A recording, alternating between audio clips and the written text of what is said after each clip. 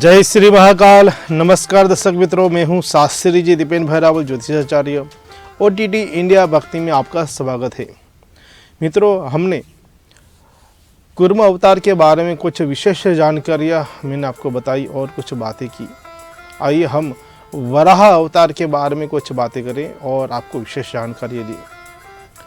विष्णु पुराण के अनुसार, श्रीमद् भागवत पुराण के अनुसार कहा जाता है कि वराह अवतार वो एकमात्र अवतार है कि जो ब्रह्मा जी के नासिका से उत्पन्न हुए वराह भगवान है।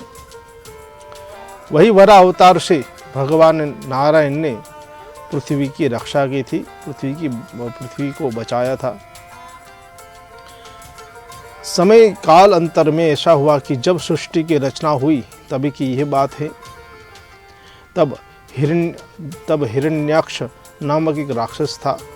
वो अपने बल और अपने तपोबल के कारण वो पृथ्वी को समुद्र की गहराई में ले गया और इसी समुद्र की गहराई में इस तरीके से छुपाया कि कोई उसको ढूंढ ना पाए।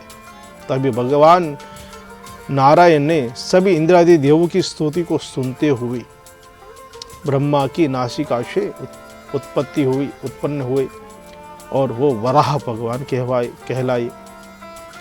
वराह भगवान का अवतार प्रकट होते ही सभी देवताओं ने उनकी स्तुति की और उनसे कहा कि पृथ्वी को बचाइए, जिससे धर्म कार्य जो है स्थापित हो और संसार में 4 वेदों और 18 पुराणों और उपनिषदों की रक्षा हो और सभी का जो तेज है वो बढ़े।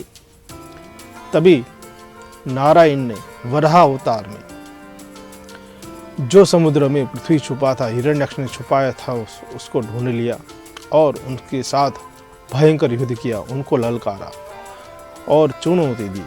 और वही चुनौती से स्वीकार करते हुए दोनों ने युद्ध किया। युद्ध करते हुए भगवान नारायण ने वराह अवतार में हिरण्याक्ष को पराजित कर दिया, उसको मृत्यु दंड दिया और पृथ्वी को बाहर लाए, जल को स्थिर किया। और तभी उसके बाद जो है समस्त संसार में जो जीव उत्पत्ति विशेषतः हुई और पृथ्वी का कल्याण हुआ। यह अवतार विशेषतः वराह अवतार सामान्य नहीं है, ये देवी ऊर्जा और देव कार्य के लिए है। इसीलिए भगवान नारायण के 10 अवतार में भी वराह अवतार का भी विशेष महत्व है। अपने दोनों ही मुख के दांतों के आधार पर पृथ्वी को धारण करते हुए अभी भी वो रक्षा करते हैं। शास्त्र में ये भी प्रमाण है कि भूमि, कूर्म और अनंत की भी यज्ञ में पूजा की जाती है और वराह भगवान की पूजा की जाती है।